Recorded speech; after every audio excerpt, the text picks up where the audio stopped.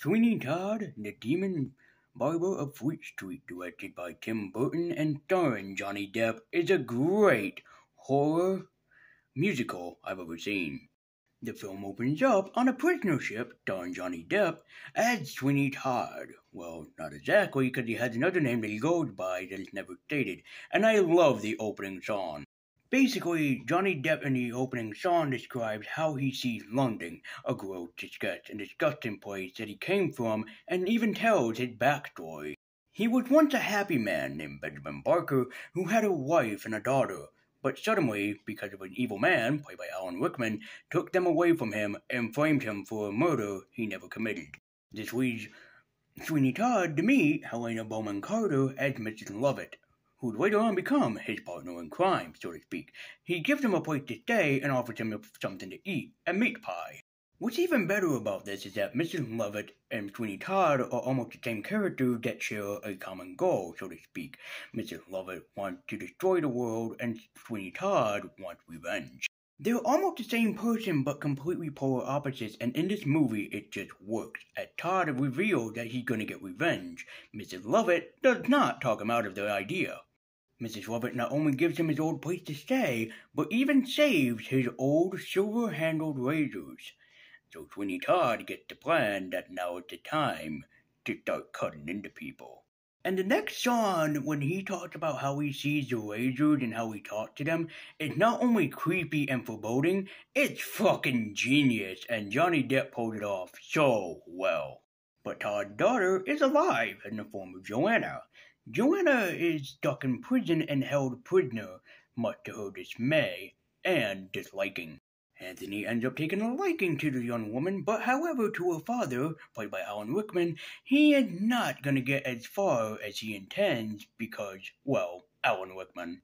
So yeah, he gets the shit kicked out of him by Timothy Spall, and he ends up being broken and bruised, but that doesn't matter to him. He still wants the loving woman of his dreams.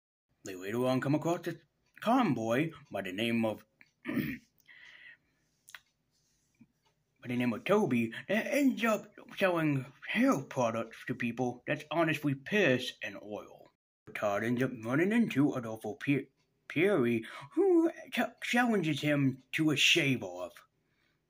Yes, seriously.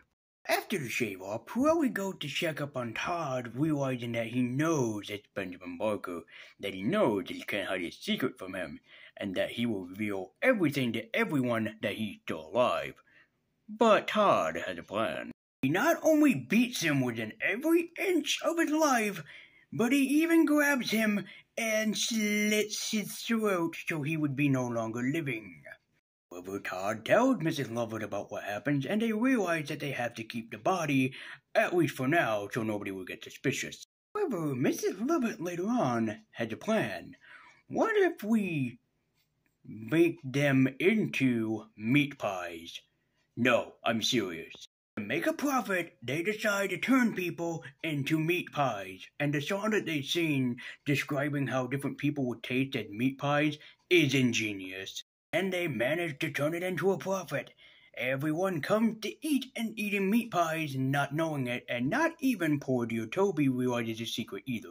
However, Todd can only think about the big meal, the big deal, the judge, but Anthony tells them of where they're hiding Joanna, and Todd gets a plan. But by accident, or by design, Toby ends up finding out that what they're doing, and that they killed Mr. Pedaldi. But so he won't spoil anything, he gets locked up in the meat locker as Mrs. Lovett realizes of what she's doing and what she's done, and Timothy and Anthony go to save the woman that he loves. But Todd finally gets his man and ends up killing Alan Rickman on screen in a gory, blood-soaked, grotesque moment. I mean, really? But Todd soon realizes he accidentally killed someone that he didn't mean to. The hermit that's been bugging him was actually his wife, and Mrs. Lovett forced him to kill her. This drives Todd mad, but of course he doesn't kill Mrs. Lovett just yet.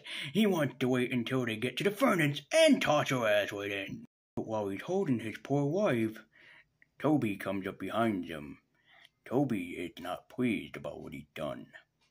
So, there's only one thing left to do, and he slits Sweeney Todd's throat as he dies alongside his wife, thus ending the movie. Sweeney Todd, the Demon Barber of Fleet Street, is honestly one of the best films that I've seen Johnny Depp in, and it plays very much on the core of something like Frankenstein.